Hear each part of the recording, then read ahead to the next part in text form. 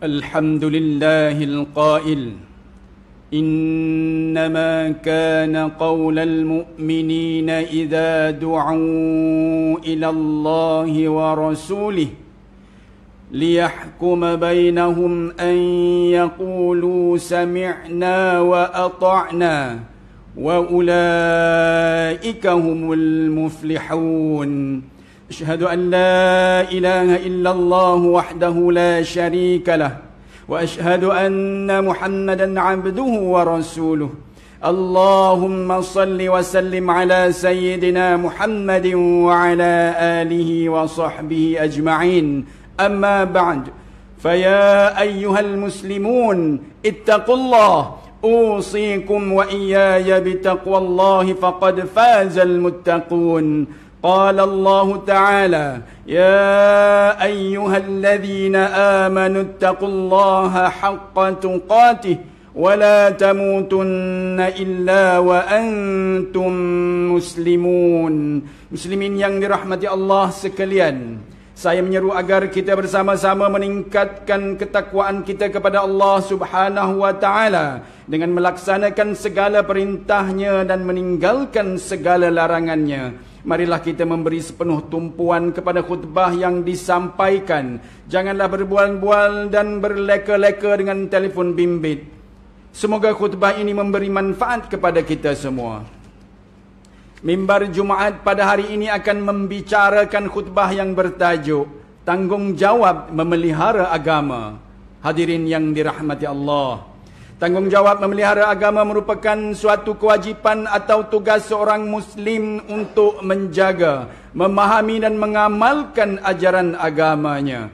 Menurut Imam Asy-Syatibi, maksud menjaga agama adalah memperkasakan rukun-rukun agama Islam serta hukum hakamnya yang ada. Tanggungjawab ini mencakupi beberapa aspek penting, termasuklah dalam hal kehidupan, kemasyarakatan, kenegaraan, undang-undang, ekonomi yakni muamalah, sosial dan sebagainya.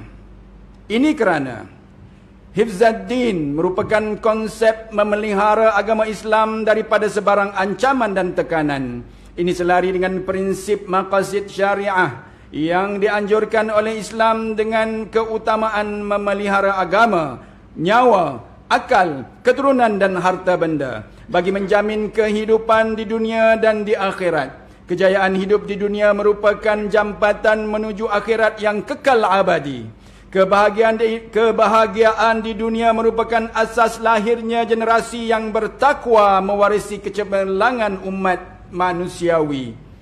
Namun begitu, anugerah ini tidak diberikan kepada mereka yang sentiasa mengabaikan syariat dan agama Allah. Muslimin sekalian, bagi kita yang mengaku Muslim, apakah tanggungjawab kita menjaga agama?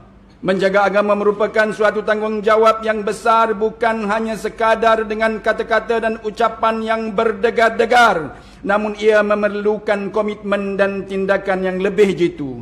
Agama perlu dipelihara agar kekal utuh dan diamalkan sepanjang masa dan zaman. Umat Islam perlu bangkit istiqamah melakukan beberapa perkara agar agama terus dijulang dan dimartabatkan. Antaranya, 1. Menjunjung perintah dan amalan yang terkandung dalam Al-Quran dan Al-Sunnah dengan yakin dan menjadikan akidah sebagai satu pegangan yang diyakini dan muktamad berlandaskan akidah ahli sunnah wal jamaah.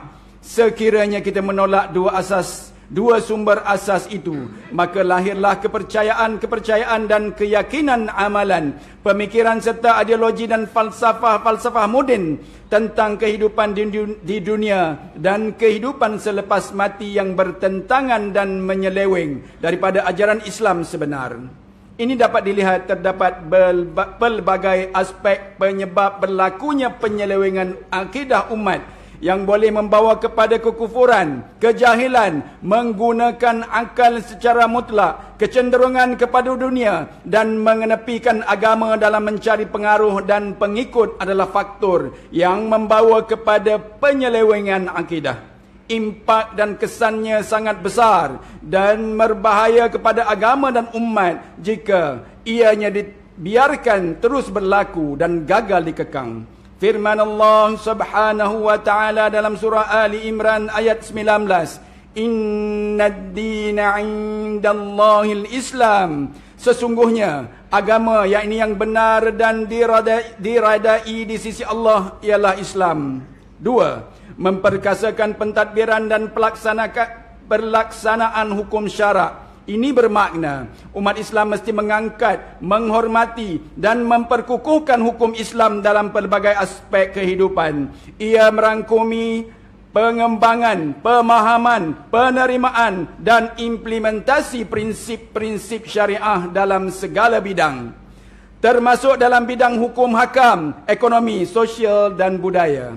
Beberapa langkah proaktif dapat dilakukan demi memartabatkan syariat Islam dengan memperkasakan undang-undang dan institusi keagamaan demi memartabatkan agama dan umat Islam. Di samping itu, pengemaskinian anekman dan sistem takbir urus perundangan Islam bagi memastikan amalannya kekal relevan dilaksanakan di setiap masa dan zaman. Ini kerana penetapan dan pengukuhan hukum syariah bermatlamat menyeru manusia berada di bawah lingkungan hukum yang adil dan saksama. Oleh itu, mengambil hukum berdasarkan kepada hukum hawa nafsu dan keinginan manusia semata-mata tanpa petunjuk wahyu adalah ditolak oleh Islam. Hakikat dan faktanya, pelaksanaan syariat Islam secara menyeluruh akan memberi naungan dan keadilan serta keselamatan kepada umat Islam dan bukan Islam. Secara tidak langsung, melalui pemerkasaan syariah, masyarakat mendapat manfaat daripada program dan aktiviti bersifat rohani dan keagamaan. 3. Komitmen dan usaha untuk menyebarluaskan syiar Islam. Allah Subhanahu wa taala telah memberi jaminan untuk memelihara agama Islam dari sebarang bentuk pengubahan dan memelihara agamanya dengan syiar-syiar yang ditonjolkan kepada umat Islam. Ia amalan yang diwarisi oleh umat sejak zaman Nabi Muhammad sallallahu alaihi wasallam sehingga ke hari ini secara praktikal. Hakikatnya, syiar Islam perlu dizahirkan dan disebarkan di mana sahaja kita berada. Terdapat hikmat dan pengajaran dalam menyebarkan syiar Islam agar kebenarannya dapat dizahirkan dan diamalkan oleh masyarakat. Di samping itu, dalam memperkembangkan syiar Islam, kita juga perlu menunjukkan sikap at-tasamuh, yakni toleransi antara penganut agama lain bagi mengelakkan sebarang konflik dan menghayati roh ajaran Al-Quran dalam menjalinkan hubungan dengan golongan bukan Islam. Antaranya melaksanakan keadilan dan menunaikan janji serta menjamin perlindungan dan keamanan kepada mereka. Perintah agar saling mengajak kepada melakukan perkara-perkara yang ma'ruf dan mencegah perkara-perkara yang mungkar, sebagaimana firman Allah Subhanahu wa taala dalam surah At-Taubah ayat 71. Wal mu'minuna wal mu'minatu ba'duhum awliya'a ba'd ya'muruna bil ma'rufi wa yanhauna 'anil munkar ويقيمون الصلاة ويؤتون الزكاة ويطيعون الله ورسوله أولئك سيرحمهم الله إن الله غفور رحيم إن الله غفور حكيم. Dan orang-orang yang beriman, lelaki dan perempuan, setengahnya menjadi penolong bagi setengahnya yang lain. Mereka menyuruh berbuat kebaikan dan melarang daripada berbuat kejahatan. Dan mereka mendirikan sembahyang dan memberi zakat, serta taat kepada Allah dan Rasulnya. Maka itu akan diberi rahmat oleh Allah. Sesungguhnya Allah Maha Kuasa lagi Maha Bijaksana. Usaha dan tanggungjawab mengajak kepada melakukan kebaikan dan mencegah kemungkaran adalah suatu tugas dan amanah yang sangat besar.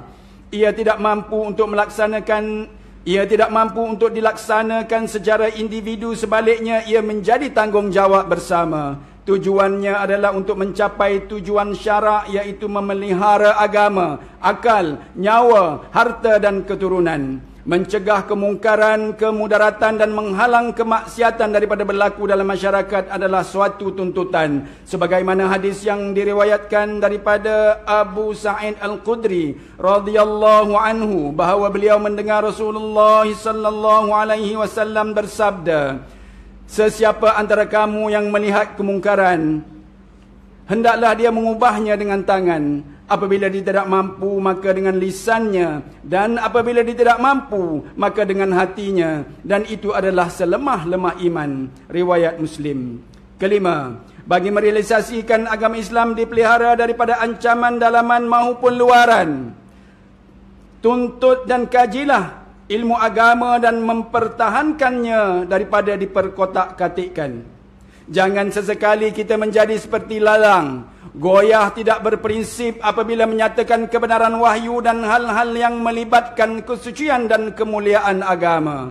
Dalam satu hadis, Rasulullah sallallahu alaihi wasallam telah mengingatkan kita tentang kelalaian sebahagian umat hari ini yang pasti akan mengikut jejak orang-orang terdahulu dari umat lain. Hadis mengenai hal ini merupakan hadis sahih yang diriwayatkan oleh Abu Sa'id Al-Khudri radhiyallahu anhu, bahawa Rasulullah sallallahu alaihi wasallam bersabda yang bermaksud, "Dan pasti kalian akan mengikuti orang-orang sebelum kalian setapak demi setapak dan sejengkal demi sejengkal, hingga kalaupun mereka masuk ke lubang biawak, kalian pasti akan mengikutinya." Para sahabat bertanya, "Ya Rasulullah, jejak-jejak orang Yahudi dan Nasrani?" Baginda menjawab, "Siapa lagi kalau bukan mereka?" Riwayat Muslim. Di samping itu, mimbar Jumaat ingin mengingatkan tanggungjawab memelihara agama melibatkan semua umat Islam tanpa terkecuali. Namun, ia perlu diuruskan dengan kebijaksanaan dan berhikmah. Begitu juga, tanggungjawab ini memerlukan kepada pelbagai pendekatan dakwah moden dan semasa bagi menyeru umat Islam kepada agama secara menyeluruh. Ini dapat dilihat melalui kerjasama pelbagai pihak dalam usaha memberi pemahaman dan kesedaran kepada sesuatu isu dan persoalan dalam agama yang dibangkitkan dalam masyarakat agar dapat diselesaikan secara tuntas dan efektif. Kadangkala isu dilihat remeh, namun memberi impak besar kepada masyarakat. Begitu juga sebaliknya.